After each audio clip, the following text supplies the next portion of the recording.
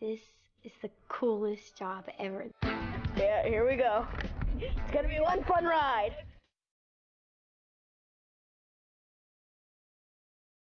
In 1972. New adventure. There were some things that had to stay the same, right? Something had to go over that wall. David Durango goes over for something altogether different because he loves the girl. They're bringing in girls into the story. That's really good. There's boys versus girls. Excuse me? The director is so nice. He is so hilarious. I have this phrase in everything. If there's something awesome or something, I always say cool beans. And the first time the director heard that, he was like, what? What did you say? He was like, did you say cool beans? I was like, yeah. So now I got the director saying cool beans if it's like a good shot or something. Because, oh, that's cool beans. It's such an honor because he's done the first Sandlot, which was a really great movie that I really enjoyed, and he did Radio Flyer, which is a really good movie. If we do a line wrong, then he's like, okay, this time let's do it good. Good. See that? My hands are clean. Oh, that's something. Mr. Myrtle is really that anchor for the mythology of the monster. I'm what anchors him to reality, and I'm just an old guy who's blind. How incredible is that guy? He comes in, he is who he is, and he's just perfect. All I can count for is I have a big dog, and the dog is imagined as a monster, and that's really what attracted me to the script. How vast is a young person's imagination? Mean old man that raised up dogs to eat kids. You believe that nonsense? It's amazing. Like, this is my first movie, and then there's this big star. James Earl Jones comes, and I'm just like, whoa. Steve Garvey had Steve Garvey in this movie. How great's that? God, I grew up going to his games and watching him. Oh, the early 70 Dodgers were just, and there he was. I couldn't believe it. He looks exactly the same as he did in 72. How do you figure that? Oh, just tremendous acting talent, but I just had to play baseball. You know, I mean, Harrison Ford and I could have been parallel, or Costner with all his movies. And something like this is kind of a natural for a guy from my era to play the coach in it. Right here's the pool where me, Tarkel, Max, and Brett all fell over. We were chasing after Johnny and we fell over into the water, which we didn't know the pool was there. It was a lot of fun. This is the patio where we spent a lot of our time thinking about how we're gonna get the shuttle back. Over here is where we dug a huge hole trying to go underground over to Mr. Myrtle's backyard. And then the dog chases Mac back up, so we have to put this down to hold the dog from getting up to us. And the dog breaks that. Over there is Haley's dad's workshop, where he made the shuttle that Johnny stole and took over there and launched. Cool thing about this, that if you look, there are like 1, 2, 3, 4, 5 locks on this door. And over here is the Sandlot. Right now they're in the process of taking down the wall, which was this huge junk wall. It was made of refrigerators, washers, dryers. Over there is the dugout that the girls had Johnny make all pink and orange and girly, which none of us liked. And that right there is the shuttle that Johnny set off when he wasn't supposed to. Back over here is Mr. Myrtle's backyard where the Great Fear lives. And if you look up, that's where we had the cat come over the fence and come down. And when the cat was over here, the Great Fear scared it so much that all its hair flew off of it. And it came back and it was a bald cat. And if you look right there, that's the hole that we sent toys down there to come and get our rocket, which is right over here. And this is big anchor that they use to keep the dog held down for all the bones from the dog eating. And they used to have a chain coming out through here that they had colored. It was actually a plastic chain, but they colored it so it looked like it was real metal.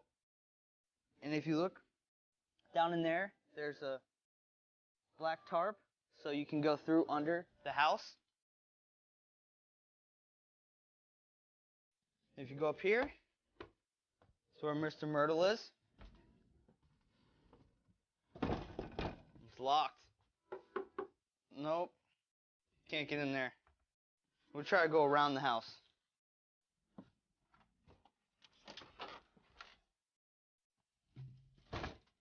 If you look, Mr. Myrtle's house is fake. There's a big tree right behind it.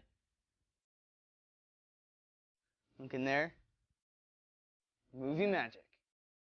Everything is fake. The dog is an English Mastiff. It's like this mutated, insane Bigfoot dog. I met the dog who plays it, and the dog is really, really big. Like, I went past a trailer one time where the dog stays, and it was sleeping and it was snoring. It sounded like a bear inside the trailer. My son's in the picture. Hi. We're shooting the scene at the Little League field where Mac and Singleton, where they, mouthed off to each other. You guys bring your sisters to watch some real ball players? Shut your mouth, Singleton. Actually, they're here to watch me wipe home plate with that mop you cut your hair. Yeah, this is all I wear. I'm actually like really dirty. And I'm about to get dirtier because they're gonna like splash me with mud. The dog runs by and we freak out, and then the rest of the team runs by and we get splashed with mud.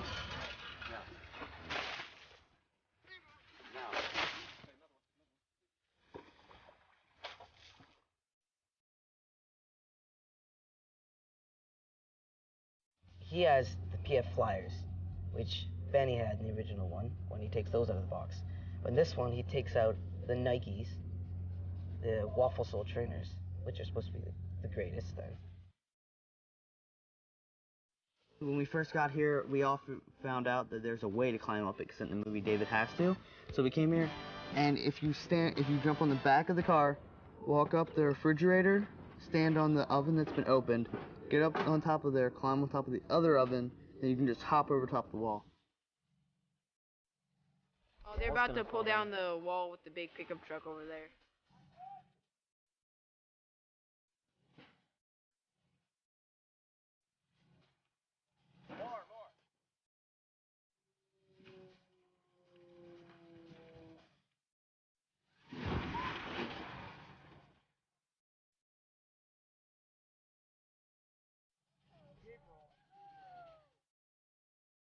Oh yeah, we ride bikes a lot in this movie, and my bike is so cool because my brother is always with me, so he was side hack on the car that's been like stuck on there. Has carpet in it, has a bag for everything back here. It's just the coolest bike. Yeah, he just sits here like a little king, doesn't do anything. I think it's fun, of course, to ride on it. It's pretty cool for me. I feel like I'm the king, right? I get to sit back and do nothing. And I want to thank Cole, Evan Weiss, for doing all the dirty work in the biking around. He's got to do all the pedaling, and I want to thank him for that, because I get to sit back and be lazy. You know, it's been hard, then really fun. So, you know, the really hard parts was when I had to memorize these paragraphs. One night. They beat me with baseball bats a few times, but that was just in good fun. This is what you do. I mean, you go out and you grab kids out of the house and you go play, and sometimes you play baseball, and sometimes you get into mischief, and that's what this movie is all about. You play a little baseball and you get into mischief. They got here, they know each other, some from the States, some from Canada, and they all got together and they hung out all the time. They became great friends, and I think that ultimately, had that not happened, this would not be a very good movie. We're all just like, it's all turned out to be like we've known each other for a long time now. Everybody's like friends, so we're all gonna miss each other. You know, if you overcome your fear, you can really do anything. Because once you overcome your fear, nothing can really stand in your way. I think the message is don't steal stuff from people who work with NASA. Yeah, they have powers to do things.